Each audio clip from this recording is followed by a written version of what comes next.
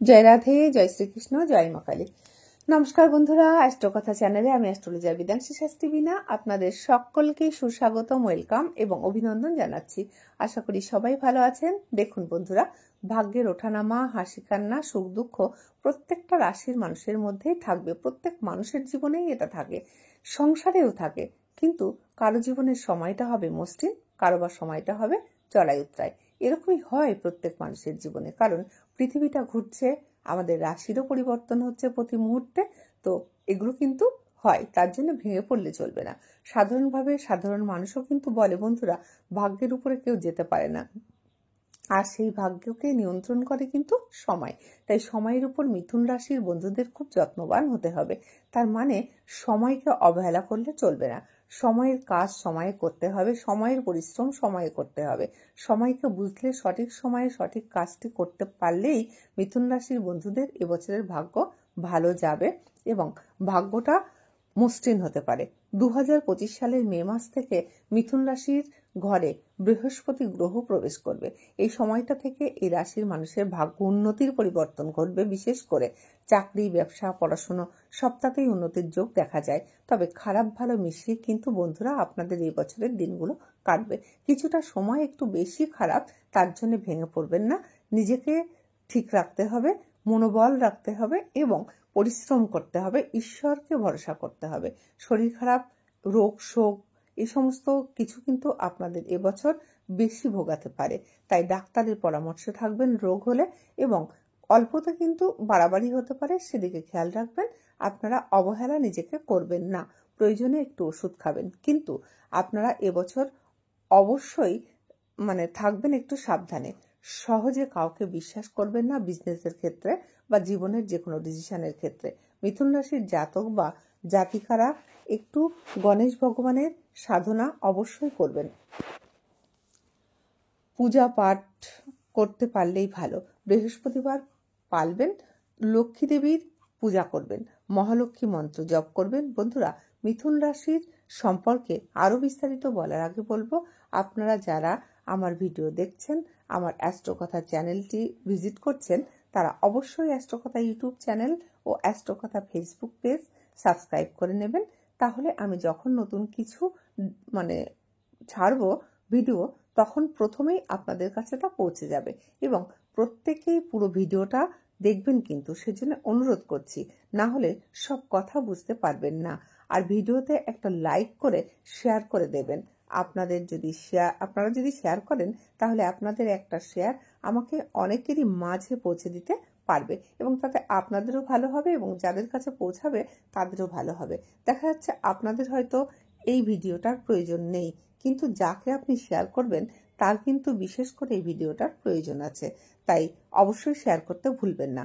কমেন্টে লিখবেন আমার প্রোগ্রামগুলো কেমন লাগছে, এবং আপনাদের যদি বিশেষ কোনো জানকারি থাকে সেই বিষয়েও লিখবেন।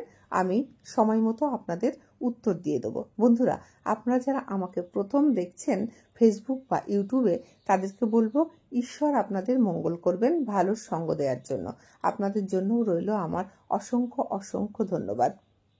তো বন্ধুরা, যা বলছিলাম, এই বছরটাতে মিথুন রাশির বন্ধুদের খুব হুঁশিয়ারিতে চলতে হবে।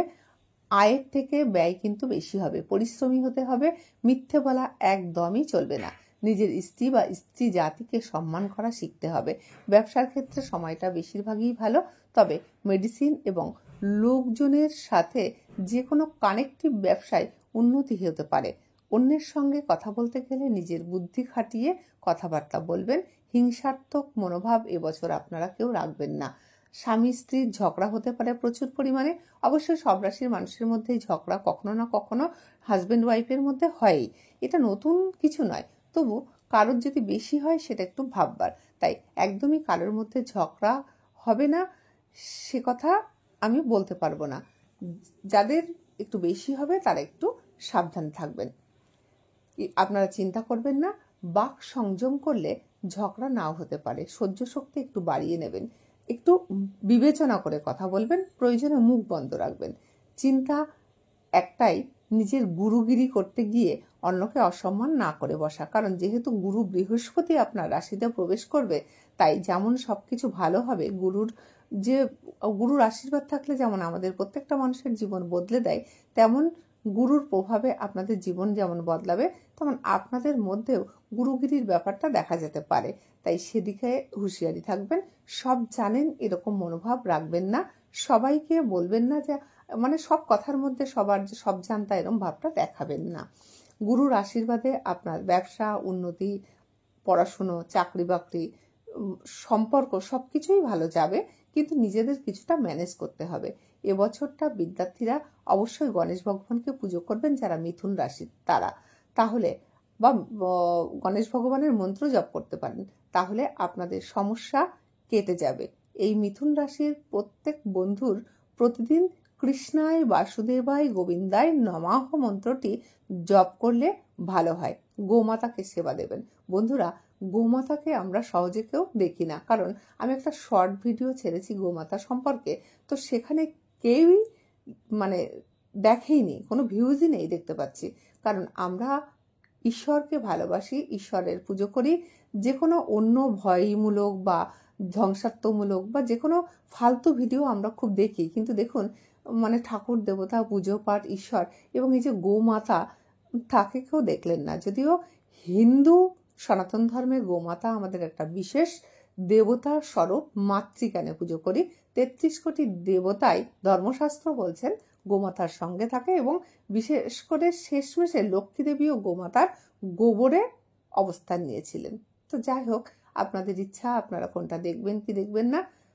তো এই সনাতন ধর্মের অনেক ছোটখাটো জিনিস আছে যেগুলো আমরা সবাই জানি না, সেগুলো কিন্তু দেখার চেষ্টা করবেন বা বোঝার চেষ্টা করবেন, তাহলে আপনাদেরই মঙ্গল হবে, সনাতন ধর্মের মঙ্গল হবে, জাতির ভালো হবে, সন্তান বা আমাদের যে জেনারেশন আসবে তাদেরকে মানুষ করতে সুবিধা হবে।